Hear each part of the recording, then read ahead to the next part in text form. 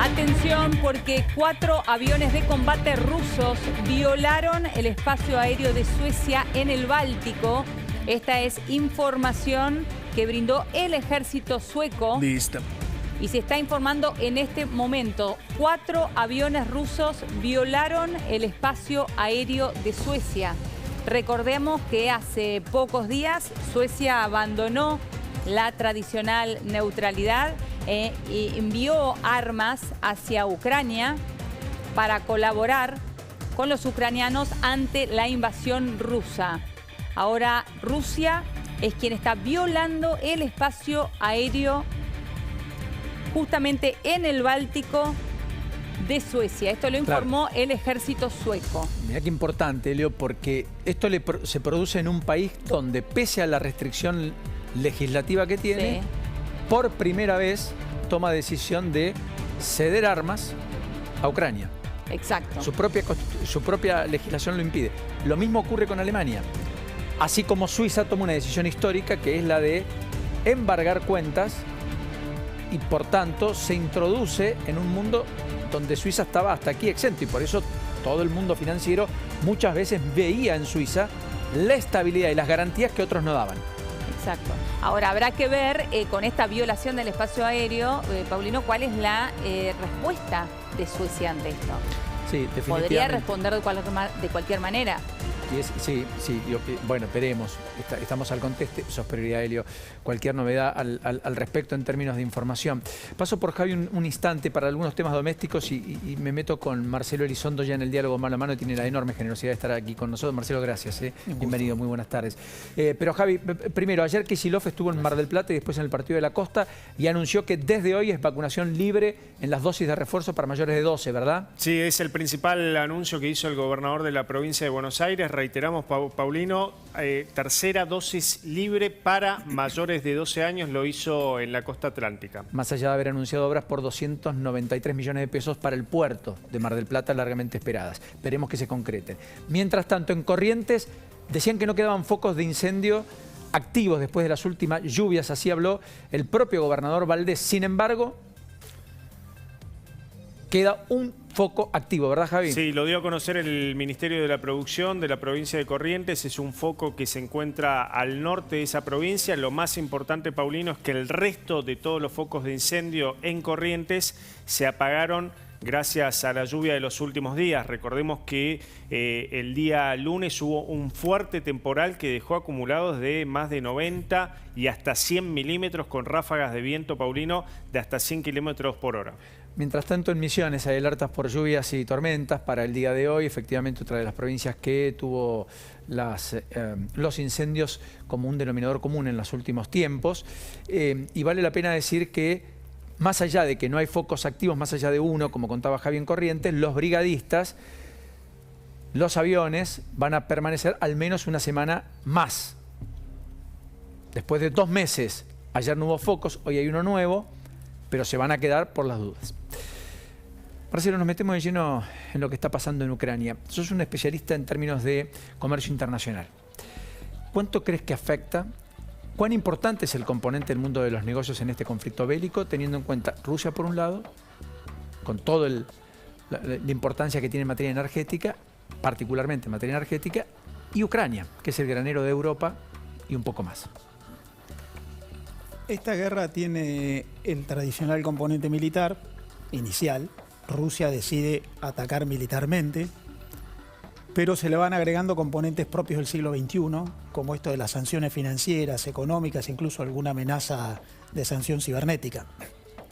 Las sanciones económicas tienen doble impacto. Hay un impacto directo en relación a los negocios que ya hoy uno puede computar. Rusia es mucho más poderosa en términos militares que en términos económicos. En términos militares es la segunda potencia del mundo. En términos económicos, mirando su PBI, es el país número 12 del mundo, sustancialmente más abajo. El PBI de Rusia es más chico que el de la India, más chico que el de Corea del Sur, más chico que el de Brasil incluso. No alcanza el 3% del Producto Bruto Interno, mundial. No, es 1.7 billones de dólares aproximadamente el PBI de Rusia. Rusia ahora va a caer por la devaluación, pero claramente no está en el top 10. De modo que es mucho más vulnerable por el lado económico que por el lado militar. No es casual que la sanción de Occidente venga por el lado económico. Y que el ataque de Rusia venga por el lado militar. Exactamente. Además de los riesgos de la respuesta militar con una potencia que tiene capacidad nuclear.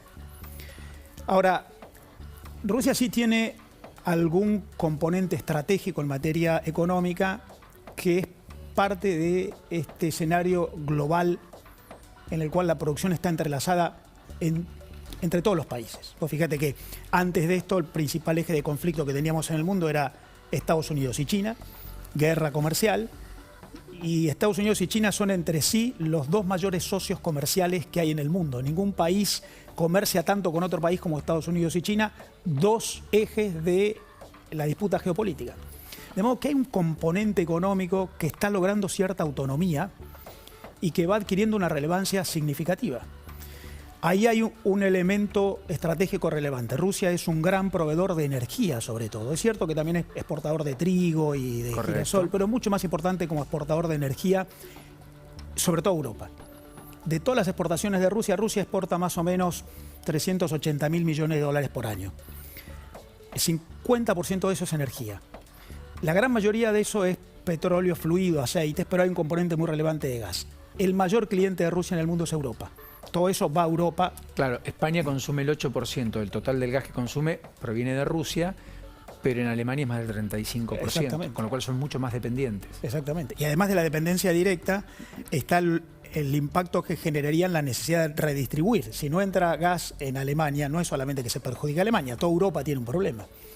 Claro, por eso la redistribución, imagina España que podría ser el eje, por tener las plantas regasificadoras en Barcelona, etcétera, y ahí se envalentonan con la idea de cambiar la matriz energética, pero eso es mediano plazo. Exactamente. No es mañana. Es que una de las diferencias entre la agresión militar y la económica es que la agresión militar tiene un impacto inmediato y la económica tiene un impacto diferido. Correcto. Ahora, yo decía, la sanción económica por parte de Occidente tiene distintos planos. Hay un plano que es un poco el que explicaba Damián recién, que es en términos de expectativas. Se devalúa el rublo 40%, los rusos salen a retirar depósitos, salida de capitales. La bolsa no funciona, no opera por miedo a que las acciones se desplomen. Claro, no opera porque se desploman. Exacto. Eso es un componente de expectativas que incluso probablemente es mayor que el impacto efectivo directo de sacar algunos bancos del sistema SWIFT, porque resulta que de la exclusión del sistema SWIFT quedaron salvados algunos bancos que se dedican al negocio de energía con Europa. Porque hoy todavía la energía que consume Europa es el gas ruso. Exactamente. Hoy. Y el petróleo fluido también. El petróleo fluido también. De modo que hay, por un lado, un componente en términos de expectativas muy relevante, yo te diría más relevante incluso que el cierre de algún grifo concreto hoy. Y después está el tema específico de las interrupciones por SWIFT, por sanciones al Banco Central ruso que no va a poder disponer de sus reservas y algunas cuentas que se han inmovilizado de lo que se conoce como los oligarcas rusos. Rusia, en términos internacionales, exporta casi 400.000 millones de dólares, importa un poco menos, tiene una balanza comercial usualmente superavitaria, el grueso de sus exportaciones son energía, el principal cliente es Europa. Como país el principal cliente es China, pero como conjunto Europa es el 50%. Pero además Rusia tiene mucha inversión extranjera dentro de Rusia. En Rusia hay casi 500.000 millones de dólares invertidos por parte de empresas extranjeras que operan allí, que necesitan relación con el resto del mundo para comprar insumos, para financiarse. Volvo. O British Petroleum, que acaba de decir que se va. De modo que, o Volkswagen, que podría suspender la producción, o General Motors. Exactamente. De modo que la sanción económica que aplica Occidente, que además va en cuotas, primero contra los oligarcas, después el SWIFT excluyendo la energía, después vendrá el SWIFT completo, el Banco Central, en realidad va tratando de impactar las expectativas, generar estas corridas propias de los intangibles del mercado. Hoy Rusia tiene muy afectada su reputación, las empresas salen de Rusia, incluso salen de Rusia más por una cuestión de problemas eventuales que todavía operativos físicos concretos. Sí, como el castigo ético a los clubes de fútbol, dejarlo fuera de la Copa del Mundo, de Qatar eventualmente, retirar a los atletas olímpicos de las competencias o cambiar las sedes de una final del Mundial de Vóley o lo que fuese. Los símbolos van generando una expectativa que condiciona la respuesta de los agentes. Por lo tanto, el factor económico ha pasado a ser un elemento muy relevante en términos geopolíticos. alimentos. Ya lo venía haciendo en el mundo. Ya China le había cerrado su mercado a los australianos cuando Australia pidió una investigación por el origen del COVID ante la Organización Mundial de la Salud. Ya Europa había detenido el avance de un acuerdo de promoción de inversiones con China por las acusaciones contra China de violación de derechos humanos. Los geopolíticos ya estaban empezando a interferir en los negocios. En esta escalada bélica, en esta invasión rusa, se consuma la aparición de un elemento geopolítico muy relevante, que es lo económico, para influir en las relaciones entre los países en términos de poder. Es apasionante escucharte por la cantidad de datos, pero es muy ilustrativo todo lo que estás contando. Ahora, hay una percepción general, que es que Rusia en el mientras tanto y día tras día, séptimo día de ataques, mata civiles, más de 2000, ataca poblaciones, toma territorios en la zona, digamos, del sur en particular, de Ucrania, afecta a la economía global, lo hace violando los tratados de derecho internacional, y esta reacción de Occidente está puesta en un plano distinto. Y por lo tanto, con el descalce que vos marcabas. Hoy la bomba cae, hoy tenemos víctimas, hoy tenemos muertos, hoy se apagan vidas, versus mañana habrá un negocio menor, mañana habrá menos empleo, mañana habrá menos ahorro. ¿Se entiende lo que quiero marcar? Definitivamente. Ese descalce, del cual son objeto de algunos cuestionamientos los mandatarios, los líderes, a los que le piden mayor vehemencia en la reacción, incluso planetaria. ¿Ves posible que pueda ser ensamblado? Otro componente muy relevante de esta guerra, además del económico, empresarial, que tiene una incidencia que no ha tenido nunca antes en ningún conflicto militar, el otro componente es la opinión pública. Estamos viendo una guerra en la cual los propios civiles, a través de sus teléfonos celulares, están emitiendo imágenes y hemos visto... ¿Vos crees que ahí está el factor que puede hacer? Bueno, yo creo que ahí hay un componente muy importante, que es que las opiniones públicas de los países de Occidente hoy no convalidarían un involucramiento militar de los países de Occidente en Ucrania. El costo político para los líderes sería muy alto. Hoy el poder político en el mundo, Paulino, está muy debilitado por distintos factores. Uno de ellos es precisamente porque el poder económico lo supera en capacidad tecnológica. ¿Qué detuvo el avance de la ansiedad que producía la pandemia? Los laboratorios, más que los ministerios de salud de los países, las vacunas. De modo que el poder económico y las empresas hoy han adquirido una relevancia enorme y el poder político está debilitado. Y los líderes políticos están debilitados. Entonces, si el presidente Biden o el canciller de Alemania o el presidente de Francia tienen que evaluar enviar tropas, miran su opinión pública. Y todos están ante desafíos políticos domésticos. De modo que la opinión pública doméstica empieza a influir y a detener. O sea, llegan hasta darles arsenal, darles armamento, incluso de ataque bélico, como hoy confirmó Pedro Sánchez, el presidente de España, a lo cual Podemos, por caso, rehúsa hacerlo y resquebraja la coalición de gobierno. Los ministros de Podemos fue muy impactante en el Parlamento, ni siquiera se pararon a aplaudirlo, ni siquiera aplaudieron, digamos. Pero digo, mientras la oposición sí acompañaba lo que Sánchez finalmente hoy anunció. Y ese es el límite, digamos. Envió armas, punto. Por ahora. La pregunta es, ¿qué pasa si esto va agravándose y la opinión pública del mundo empieza a cambiar y hay una sensibilización especial? ¿O qué pasa si, como veíamos recién, empieza a haber una provocación rusa mayor, aviones rusos sobre territorio sueco? ¿Qué pasa si, por decisión o por error, hay alguna agresión directa sobre algún país de la OTAN? Bueno, eso sería un escenario distinto, que esperemos que no ocurra, pero ahí probablemente se abriría una instancia nueva. Mientras tanto, por ahora es juego indirectamente, sanciones económicas, envío armas, incluso amenazas cibernéticas, pero no mando soldados. Los soldados son una cosa muy sensible en este momento. Lo último, Marcelo, Argentina, parado desde aquí, ¿qué va a capitalizar y dónde se le va a hacer más oneroso y costoso?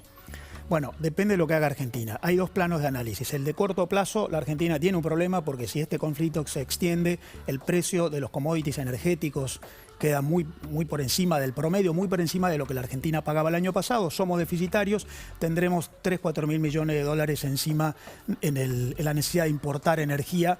Gas natural licuado en particular. Somos deficitarios porque además el gas natural no es un commodity, no tiene el mismo precio en cualquier lugar del mundo. Nosotros conseguíamos gas muy barato de Bolivia por un gasoducto, Bolivia tiene problemas de producción, tenemos que salir a comprar gas licuado afuera, Nadie te lo quiere vender. Sale más caro Y además. pocos te lo quieren vender. Por lo tanto, el primer problema de la Argentina es cambiario, fiscal, porque Argentina Correcto. subsidia, y relación con el Fondo Monetario, porque los subsidios están en el eje de la discusión. Ese es el corto plazo. Mediano y largo. Es posible que el mundo empiece después de esto un ejercicio de conformación de una nueva geopolítica. El presidente Biden ya lo había anunciado hace algunos meses, autocracias y democracias. Es posible que el mundo empiece a generar coaliciones de países que se sientan más cómodos en la medida en que comparten valores. Cómo tratan el capitalismo, cómo tratan los derechos individuales, cómo tratan la autonomía de las empresas, cómo controlan el poder político, cómo tratan la opinión pública y la democracia. Si la Argentina ejerce diplomáticamente un liderazgo conceptual que históricamente ha ejercido, puede tener una gran oportunidad de sentarse cuando venía de paria en el mundo a una nueva mesa. Si la Argentina no entiende esto y sigue mirándose el ombligo, se perderá una oportunidad. Gracias, Marcelo. Un gusto. Enorme placer, como siempre. Gracias. Vamos a la pausa. Miren las imágenes, miren lo que ocurre en Kiev a esta hora y escuchen.